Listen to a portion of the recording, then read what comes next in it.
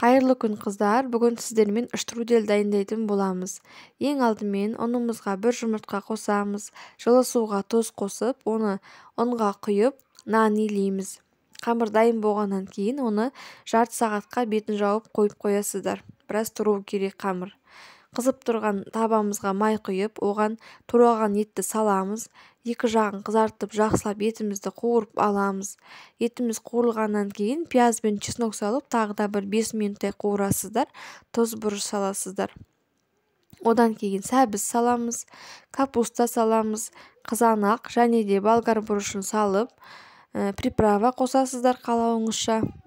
Содан кейін кориандр мен паприка қосып, жақсылап араластырып, жарты сағатқа қойып қоямыз бетін жауып.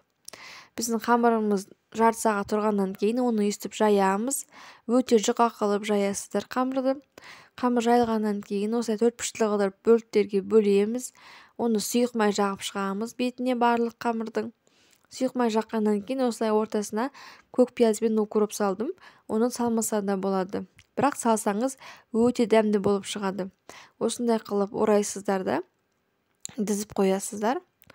Етіміз піскеннен кейін егерде суы аз болса, кішкене ғана су қосуға болады. Осылай қамырды еттің бетіне орналастырасыздар. Бір-біріне жабысып тұра береді. Ол піскен кезде ажыратылады. Осындай болып піседі. Піскен кезде өте дәмі керемет болып шығады қыздар. Қамырларыңыз алынған кезде жабыспайды. Бөлек-бөлек болып алынады. Астына қамырын салып, бетіне подливын құйып, столға қойсаңыздар болады. Өте дәмді кешкі астардың бірі болып табылады. Жасап көріңіздер. Менің каналыма тіркелуді ұмытпаймыз. Алда тағы да күшті рецепттер салып отыратын боламын. Ас болсын.